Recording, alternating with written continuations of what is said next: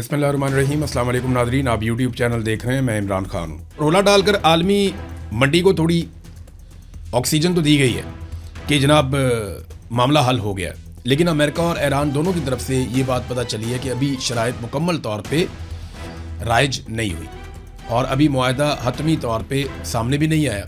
लेकिन जो चीज़ें मुआहदे में हैं वो मैं आपको बताता हूँ। उससे पहले डोनाल्ड ट्रंप ने एक ट्वीट किया, ये इंपॉर्टेंट है, ये आपके सामने मैं रख देता हूँ कि डोनाल्ड ट्रंप ने अब क्या कहा, और एक मुतालबा कर दिया उन सारे मुल्कों से जो इस मामले में स्टेक होल्डर थे।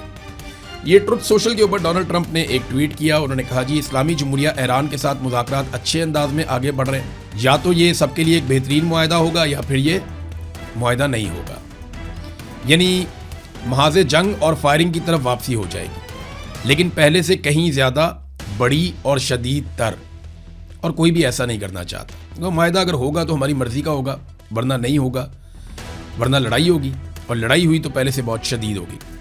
कोई ऐसा नहीं करना चाहता।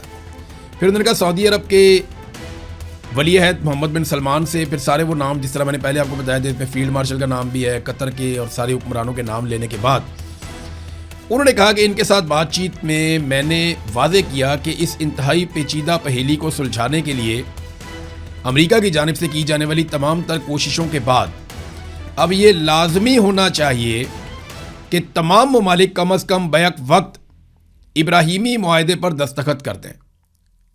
अब्राहम अकॉर्ड, डोनाल्ड ट्रंप कहता है कि उसके ऊपर सारे दस्तखत कर दें। जिन ममालिक के हवाले से बातचीत की गई, इनमें सऊदी अरब, कतर, पाकिस्तान, तुर्की, मिस्र, उर्दन और बहरीन शामिल हैं।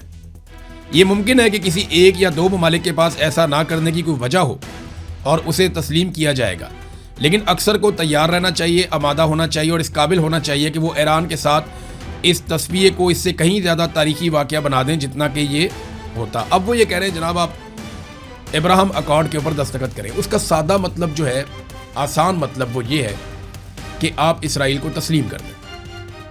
इक्का दुक्का मुल्का उन्होंने कहा तो मे भी पाकिस्तान के बारे में उनके दिमाग में कि पाकिस्तान शायद तस्लीम नहीं कर सकता, पाकिस्तान में हालात ऐसे हैं।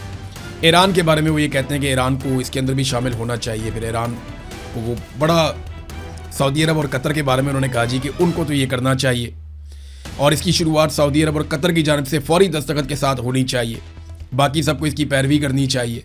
फिर उन्होंने ये भी कहा कि जनाब ये बड़ा शानदार होगा, इससे बहुत सारे माली फ़ायदे भी मिलेंगे, जिन मुल्कों ने किया उनको बहुत फ़ायदा हुआ, ये भी डोनाल्ड ट्रंप ने कहा।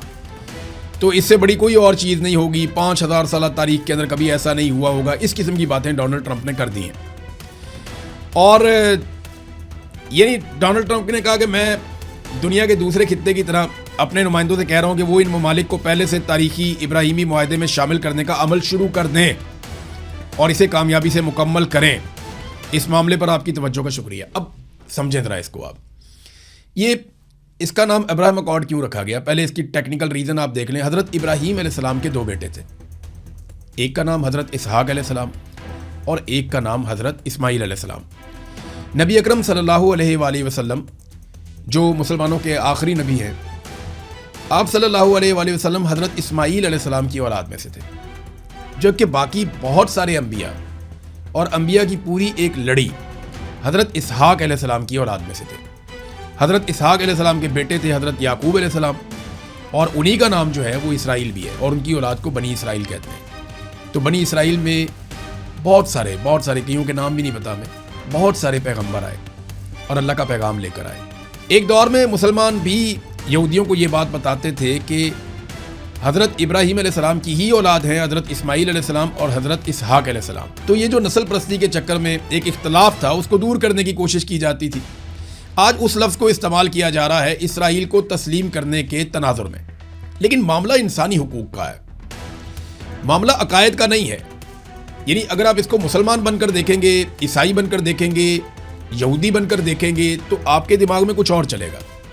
लेकिन अगर आप इसको एक इंसान बनकर देखेंगे तो आपको समझ आ जाएगी कि इसराइल ने जिस लेवल की ज़्यादती की है निहत्ते फ़लस्तीनियों के साथ और आसपास के ममालिक में, उसकी कोई और मिसाल ये जदीद दुनिया के अंदर तो नहीं है। तो जब आप ऐसे देखते हैं तो उसूली नुक्ता नज़र से आपके पास ये गुंजाइश कम हो जाती है कि आप इसराइल को तस्लीम करें। यहाँ बहुत सारे ममालिक जो मुस्लिम ममालिक नहीं हैं, यूरोपीय ममालिक हैं, वो फ़लस्तीन को तस्लीम कर रहे हैं और इसराइल के ऊपर पाबंदियाँ लगा रहे हैं। جبکہ مسلمان ملکوں پہ اب دباؤ ڈالا جا رہا ہے کہ آپ ابراہم ایکارڈ کے اوپر دستخط کریں اور آپ اسرائیل کو تسلیم کر لیں. تو یہ ڈونلڈ ٹرمپ نے کہا. بہرحال واشنگٹن پوسٹ نے ایک بڑی شاندار رپورٹنگ کی ہے, وہ رپورٹنگ میں آپ کے سامنے رکھتا ہوں. انہوں نے بتایا کہ وہ کون سی چیزیں ہیں جن کے اوپر یہ معاہدہ ہونے جا رہا ہے. سب سے پہلی چیز یہ ہے کہ 60 دن کے لیے جنگ بندی ہو جائے گی. اس دوران ایک حتمی امن معاہدے کے لیے مذاکرات کیے جائیں گے, اور یہ مذاکرات اب میرے خیال میں قطر میں ہوں گے. پھر آبنۂ ہرمز کو دوبارہ کھولا جائے گا. 30 دنوں کے اندر اندر ایران آبنۂ ہرمز کو کھولے گا اور وہاں سے بچھائی گئی بارودی سرنگوں کو صاف کرے گا. پھر بحری ناکہ بندی کا خاتمہ. امریکہ فوری طور پر ایرانی بندرگاہوں کی اپنی بحری ناکہ بندی ختم کر دے گا. پھر منجمد اثاثوں کی بحالی. امریکہ قطر میں موجود ایران کے $12 ارب کے منجمد اثاثے فوراً بحال کر دے گا, اور یہ معاہدے پر دستخط کرنے کے لیے ایران کی ایک سخت پیشگی شرط تھی.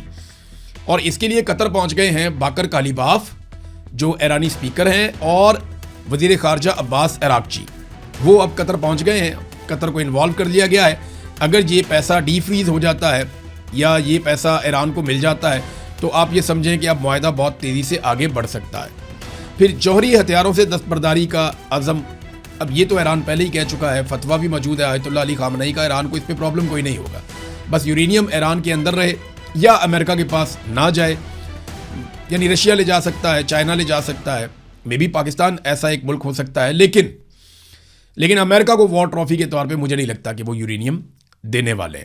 تو یہ یورینیم کا معاملہ تو وہیں پہ کھڑا ہے, اس پہ مذاکرات ہوں گے, بات چیت ہوگی. ایران پہلے بھی کہتا ہے جی ہم بم نہیں بنا رہے, ہم بجلی بنا رہے ہیں, تو وہ معاملہ تو وہیں پہ کھڑا ہے. تو امریکہ نے اس ساری لڑائی میں حاصل کیا کیا؟ ایران نے تو اپنے منجمد اثاثے جو ہیں وہ بحال کروا لیے.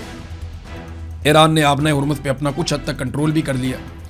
اگر آبنۂ ہرمز کھل بھی جاتی ہے تو وہ تو پہلے بھی کھلی ہوئی تھی, اور اگر جوہری مذاکرات ہی کرنے ہیں تو وہ تو پہلے بھی ہو رہے تھے. تو اس ساری لڑائی میں امریکہ نے اپنی متھ توڑوا لی. آئرن ڈوم کا پول کھل گیا اور امریکہ کی دفاعی صلاحیتیں جو ہیں وہ دنیا کے سامنے آ گئی. بہرحال ابھی حتمی معاہدہ باقی ہے اور کسی بھی معاملے پہ دستخط ابھی تک نہیں ہوئے. اس میں ایران کی وزارت خارجہ کا بھی ایک سٹیٹمنٹ ہے. انہوں نے کہا یہ بات بالکل درست ہے کہ ہم زیر بحث موضوعات کے ایک بڑے حصے پر کسی نتیجے تک پہنچ چکے ہیں.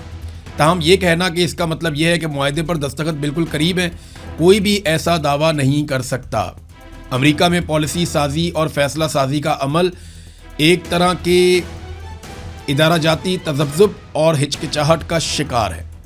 وہاں پہ ایک امریکہ کے اندر وہ کہہ رہے ہیں پرابلم چل رہی ہے, ان کے تھوڑے فیصلے بدلتے رہتے ہیں, مطالبات بھی اوپر نیچے ہوتے رہتے ہیں, لہٰذا یہ ابھی ابتدائی مراحل میں ہے. کچھ چیزیں طے ہو گئی ہیں اور کچھ چیزیں طے ہو جائیں گی. مجھے امید ہے کہ اب یہ جنگ بندی کی طرف ہی معاملہ جائے گا.